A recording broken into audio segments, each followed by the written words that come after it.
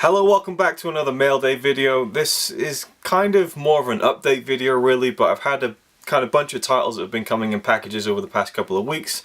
The last one arrived today, so it technically still is Mail Day, and I might do something like this in the next one too. But nonetheless, for this video I have a nice stack of anime movies. So I thought I would show them to you, and I got some really good deals on Amazon. Some titles going dirt cheap. Went through a couple of different websites, got some good deals, and I'm really excited to dive into these films, which I bought for a very specific reason, which I'll get to at the end of the video.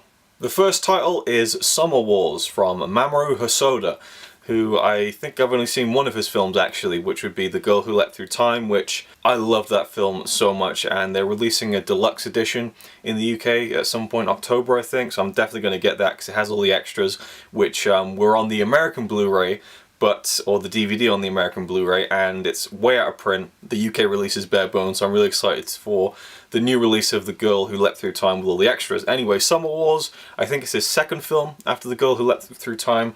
I don't know too much about it other than it's kind of set in a virtual world, or virtual worlds play into the film, so looking forward to diving into that one.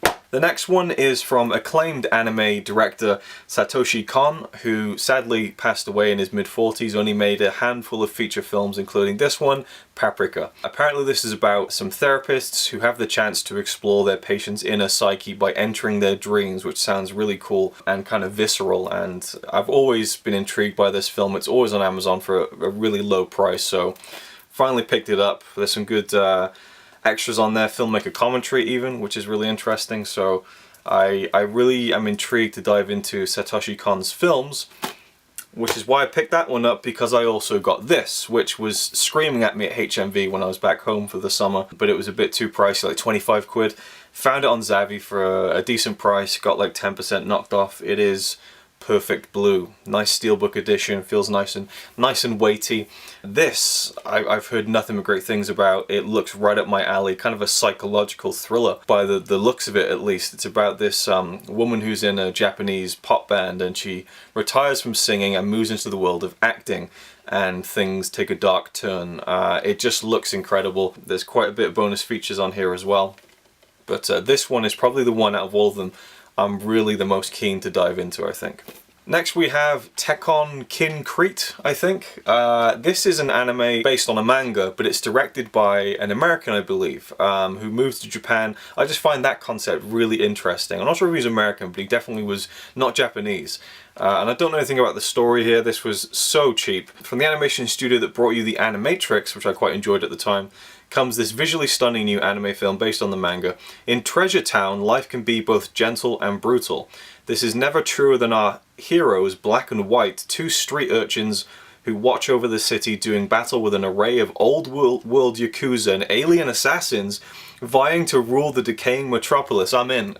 I mean, this just looked mental, and I've read some good reviews on it and stuff, but I never looked into the plot, so that just sounds... I mean, the cover looks batshit crazy, right? So looking forward to it. Then we have a film by the guy who did the original Ghost in the Shell movie, The Skycrawlers. The plot really intrigued me, again really cheap, but it's set in a future where there are no wars, the world is at peace, and so to kind of help the restless who feel like they should be fighting for something, they basically set up these pilots to go out and basically dogfight each other, which, again, I love that idea. It's such a good hook, so I don't want to read too much more about the film. And this one has a couple of special features, but yeah, what's the director's name again? Mamoru Oshii. So he did the original Ghost in the Shell, which I love, and so I thought I would put my trust into another film that he's made. Speaking of Ghost in the Shell, the next 5 titles are all Ghost in the Shell related, so I had to go and pick up the original Ghost in the Shell by Mamoru Oshii. Love this film so much. The remake, by the way, the live action film with Scarlett Johansson, I did watch that this year. It was pretty good. I enjoyed it quite a lot. Nothing really negative to say about it, it wasn't great, you know, and didn't really hold up to the incredible standards of this film, which to me is just a masterpiece. I mean, for the action alone, there's such a way with the framing of everything, the placing of the characters, like the action set pieces. You can see everything, it's exciting, it's fluid, it's kinetic, but then it has that deeper kind of thematic resonance of you know, should we create artificial intelligence, and who are we as people, and who are robots as, you know, machinery. And I'm really glad to own the Steelbook. Got it for a pretty good price. The standard Amaray was on Amazon for like £4, and I was like, I don't really need the Steelbook, but as Dennis from the Blue Corner would say, had to get it. Yeah, so I won't open it here, but really happy to own this. I don't think there's any extras or anything, but must own for me. I absolutely loved it. And to follow that up, I thought I'd pick up the sequel, Ghost in the Shell, to Innocence. Also directed by Mamoru Oshii, and I don't know anything about this sequel. I don't think the Major is in this one, at least not in a substantial role.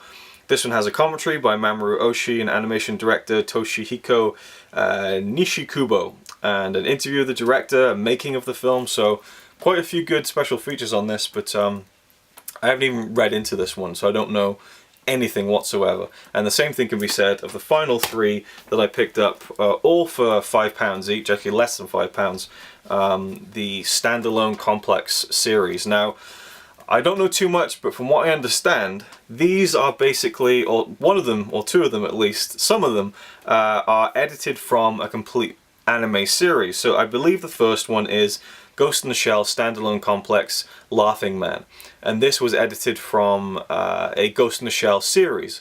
So it's like 2.5 hours long. The year is 2030. Yeah, so it's about this Laughing Man storyline, and that's all I know really, but it's got a nice slipcover. Don't know about the special features, a couple of bits and pieces there, nothing much.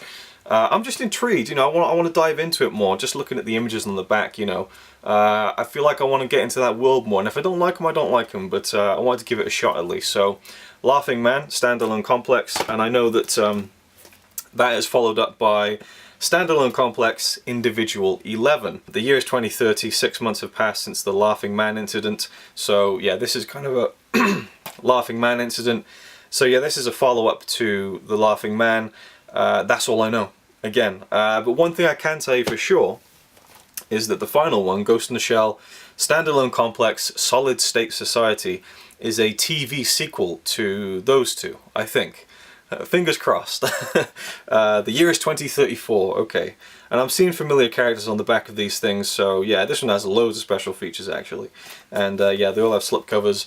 I guess the release of the new Ghost in the Shell live action movie has kind of caused Amazon and other retailers to put all of these Blu-rays on sale, so if you want to grab them, they might still be at really good prices, so I recommend it, I suppose, if you want to get some cheap anime and try it, I suppose. Also, I can tell quite instantly that these slipcovers are absolute fingerprint magnets. So there you go. Really excited to dive into all of these because in September, probably starting from the 2nd week of September, I'll be running my first ever and maybe last ever Asian Cinema Month. It's going to be a month dedicated to Asian films from all over the world. I'll talk about more in an upcoming video, but I wanted to get some anime represented, so got a boatload there to get through, and I will be sharing my thoughts on most of, if not all of these titles in future upcoming videos. So let me know if you've seen any of them, if you have any thoughts. Thank you for watching, and I'll see you in the next one. He's alright by me. Apart from the fact he throws cans and Carlin into a tree. Yeah, he's really cool. Yeah, he's really cool. But he's not quite as cool as you.